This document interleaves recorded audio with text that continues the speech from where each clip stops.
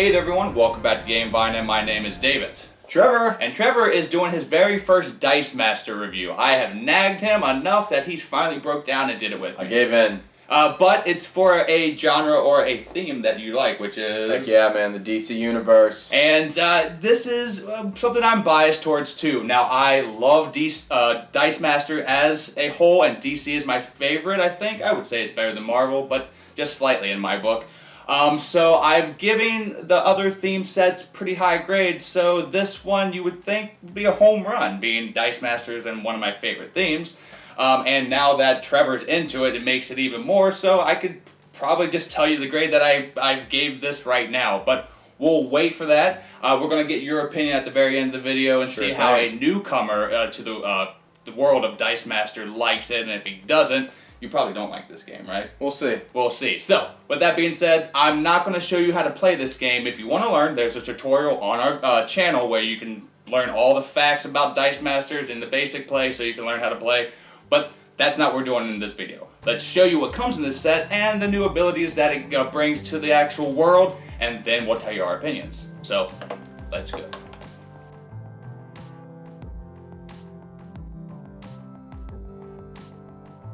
So let's first start by showing you the dice, and I love the scheme that they went with this time. A lot of the dice are clear. They have every color from yellow, blue, green, purple, orange. They're all here. Now I'm showing you right now a picture of what you get in the starter set. The basic cards, the sidekicks and whatnot in the throw-out box that you're going to have, and you also have the air sickness bags. But you get everything you need to start. Or you can go out and get what I have right in front of you, the collector's box. Now this is going to have the tray, 2 trays, so you can have all the dice. And it's going to come with some foil packs, a promo card. I'm showing you what you get right here. I think it's Wonder Woman. And it's going to come with some pearlescent dice. Instead of having the sidekicks be white, you're going to have these cool gray pearlescent colors with the basic and the sidekicks. But this is only a setup for 1 player. So I wouldn't get this if you haven't got the starter set. Or you don't plan on, if you plan on playing with somebody else. I would get this for personal use and or for the storage. It's really good storage. This is a way to not have to get the little plastic tackle boxes that I normally use. I can keep the cards right here and the dice. Everything is nicely assorted. So I would recommend the collector box. I showed you a collector box of the X-Men Dice Masters before, and they are a bit pricey, but if you're into this hobby, that's what you want to start getting if you have the disposable income. But here are the dice right here, all of the colors. I love the Joker's dice, really cool. And they have some transparent dice. They haven't really did anything different. They have some pearlescence again with different colors. Superman there. But this is the first launch of DC that I've reviewed so far, and I think they did a great job. So now let's go to the cards and show you what that is all about.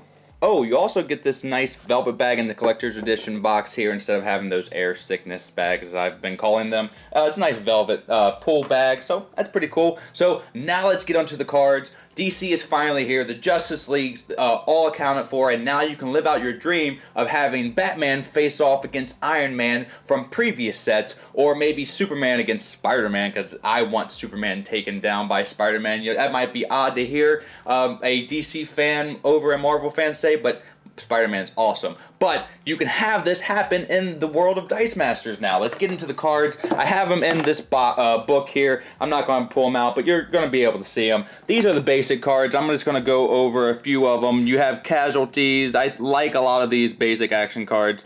KO an additional target sidekick, and KO a sidekick. This is kind of combating the previous sets when it came to psychic powers, like the Green Goblin. Well, not no more. You're going to have basic cards to take care of that. You have some cool villainous pact ones here that help villains. This is a really cool art one here. Pick your battles. Each of your characters can only be blocked by opposing characters of the same energy type of and your sidekicks can only be blocked by sidekicks. So that is really neat. You can't chump block anymore. I love the basic action cards in this DC set, so to check them out right there. You have a few like the Phantom Zone, and we're going to go on to the actual character cards. I'm not going to spend too much time. The colors that they picked were blue, purple, green, red. A good scheme. That's another basic action card. There's a red Lantern Core. Oh man, I've waited so long for this. Alright, so as an all set, you're going to get equipment. The Lantern Power Ring here is really effective against villains, but that's pretty much it. So if your opponent isn't playing villains, well, good luck trying to knock out and use this as a effective equipment. It KOs level 1 or 2 villain, or it does damage per villain. But the Batarang is more effective against all things. It KOs a level 1 character flat out, or it does 1 damage to a character or opponent. Just boom. So I would prefer the Batarang over the Power Ring in this case, which is weird for me to say. Now, we're going to the characters right now. I'm going to go over this fast and brief, go over like maybe one card. But the one card for Constantine and Flash that I'm going to go over are the super rares. Now, these are the two that I drew from the gravity feed. I got pretty lucky. Constantine is pretty desirable because he makes the game different. Flash here is really cool. He is a 5/5. When attacking alone and there are no other characters on the field, he just goes through unblockable. He's a Flash. He's going to get through. He'll vibrate through you. Now, the Constantine here, he gives a character kind of a summoning sickness. That's what I like about Dice Masters. You get a character out, you attack. But not with Constantine here. He is a 2 to bring out, and while Constantine is in play during the clear and draw phase, you get to name a character. If they get brought out during this turn, they can't do any attacking, or their text is negated for one whole turn. So that is pretty cool. Batman comes into play here, the Justice League, as you'll see right here. Now, this is one of the terminologies and abilities that come into play here is retaliation. If an affiliate character is KO'd, deal 1 damage to an opponent player. He's retaliating, thus the name. But he is a pretty strong character, a 6/6. I love his dice, and he's a 4/5/5. So you could get him out during the first few turns if you wanted. But the big bad man right here, Superman, he's gonna take a while to get out. But he is an 8/8 on his final level, and the Superman cannot be damaged during the attack phase. I mean, he's invulnerable, of course. My favorite 2 characters in the DC world right here, Hal Jordan and Cyborg. Cyborg's pretty cool. He's an all-around character, Justice League. While Cyborg attacks KO opposing character that is the same level as Cyborg. He's taking you down. Hal Jordan's pretty cool. While Green Lantern's attacks deal 2 damage to a defending player if you use an action this turn. So action dice come in. This one I like here. When Green Lantern attacks, other attackers get plus 2 attack and defense till the end of turn. Really powerful character, but he's a pretty pricey one. Green Lantern is a 6/5 on his final level, and Cyborg is a 6/4. Then Shazam is on the bottom. His dice is pretty cool. Again, the Green Lantern dice is pretty simple. I wish they would have done more with it, but it's pretty cool.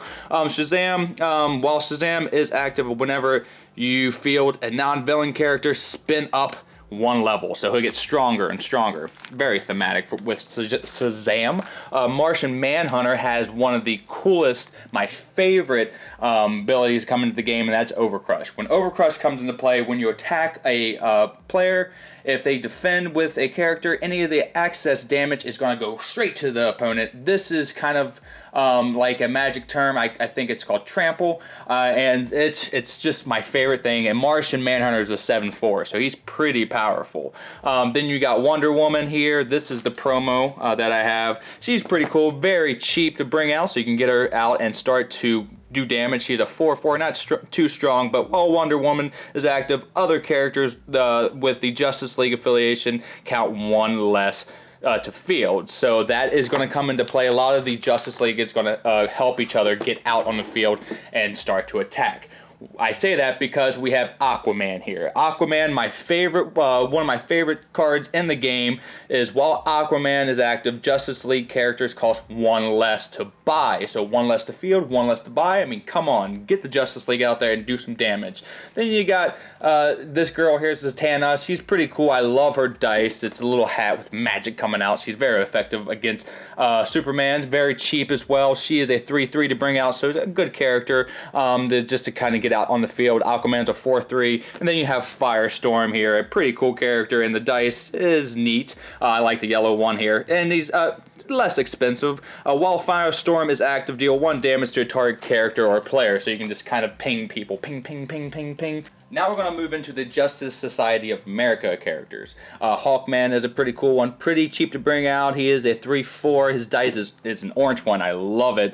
Hawkman cannot be blocked by fist or shield, so he's just going to go through. Then you got Stargirl, really cool art on her. She's a pretty effective character at a 5/5 on her final level. And my favorite card that she has as well, Stargirl's active. Your sidekick is +1/+1 attack and defense. Yeah, if you have Grundy, you can throw him in here and make a Marvel DC sidekick deck pretty effective. And this is one of Trevor's favorite characters, Red Tornado, and why not? He is a pretty powerful 5/6, and it's just flat out he's a 3/5/6 with no ability, but you can just bring out Red Tornado. Then he has a whole bunch of texts that have to do with sidekicks and whatnot, but he is an effective character. Then we go into Green Arrow. I like this art here. He is a 5/3, and he's an all-around character, I would say. When fielded, spin an opposing character down 1 level, so you can weaken them. Black Canary comes into the picture. I love this model of Black Canary. She looks strong, powerful, and awesome. She is a 4/4, not too much to bring out. When fielded, no sidekicks can block this turn, so no chump blocking while Black Canary is out. And the next character here, just no affiliation, but I love Blue Beetle. He's a great one. I'm glad he came into the picture. I don't like his dice, though. I wish there would have been something a bit better. Maybe a black with blue. That would have been fantastic. The one here is Blue Beetle may block up to 2 villains. And villains come into play. This one here, your sidekick is KO'd. Blue Beetle gets +2 attack until the end of the turn. So if you're playing a sidekick dice deck, he can be effective. Booster Gold is a cool character. I like his dice. Booster Gold cannot attack if a villain is active. So again, the random luck of your opponent being a villain deck. Then Dead Man comes into play. His dice is translucent and pretty neat. He is a 3/6, and this one right here, when Dead Man is KO'd, you may roll another character's dice that was KO'd this turn. If you roll the character's face, field it. So I love that ability. He's bringing somebody back to life and taking control of them. Robin comes into play here. He's all about Batman. While Robin is unblockable while Batman is active, he is a 4/3 and not too much to bring out. Vibe is pretty cool. I love his dice. Very vibrant. And when Vibe is KO, deal 1 damage to all characters. Like, very thematic. Then Swamp Thing comes into play. I love Swamp Thing. A 4/7, a big wall. Sidekicks cannot block Swamp Thing. No thing can block Swamp Thing. Very thematic. Love it. Katara, not a villain, not a good person, just kind of in the middle. Very thematic. Cheap to bring out. A 4/3. Vixen here. She has nice art. The line. I love that. And then the Atom. He is a 5/5, and his character is basically the Atom takes no damage from higher level characters because he's going to move out of the way. He's going to start to get bigger too as well as you go into battling him and get his effects. Now we're going to go into the villains. Solomon Grundy. It's going to be thematic. KO any characters of lower level engage with Solomon Grundy after dealt damage. He's going to go right through, and he's a strong character, a 5/5. Captain Cold is here. While Captain Cold is active, your opponent must pay 1 to declare an attack because he's freezing you down. And everybody loves Harley Quinn here, and she's going to work with the Joker, 5/3. If she's out, Joker costs a little less to field or buy. Darkseid, love this one here. He's not really that expensive. He's a 5/5. His dice is so awesome. And Darkseid gets +4 attack and defense when blocking by a character of the Justice League affiliation. Really neat. Brainiac is a pretty cool one. I love his dice. He's a 4/7. The Deathstroke here is a 6/6 strong character. Regenerate, re-roll when knocked out. Yes, love it, love it, love it. And then we're going to go into my favorite villain, Sinestro. His dice is I just love it. Translucent, but very cool. Has a lot of globals. Your villains cannot be targeted of any opposing global abilities, so he's all about globals. Catwoman comes into play. I like her. She's a 3/3. And then there's the Joker. Ha ha ha ha ha ha ha. He's going to work with Harley Quinn, but he on his own is a decent one. When fielded, the Joker cannot be blocked by non-villain turns. Then we have Lex Luthor, Cheetah, Black Manta, and then we're going to go into another one that you can't see. That was just a glimpse into that world. But those are all the cards for Justice League Dice Masters. Now that you've seen everything, I've given you a flavor. Now you should go out and buy your own. Oh, hold on, wait a minute. I gotta tell you what we think about the game, right? Let's go to that now. So, that is the set of DC Dice Masters as a whole. Now, this is the first one to come to the world, and it was long awaited for me. As you can see, I'm all decked out for this opening. And I've actually played a tournament for this one. It was my very first one, so yes, I'm biased towards this one. And the grade that I'm giving it is a 96%, which is a high A. This is the same grade that I gave to D&D Dice Masters.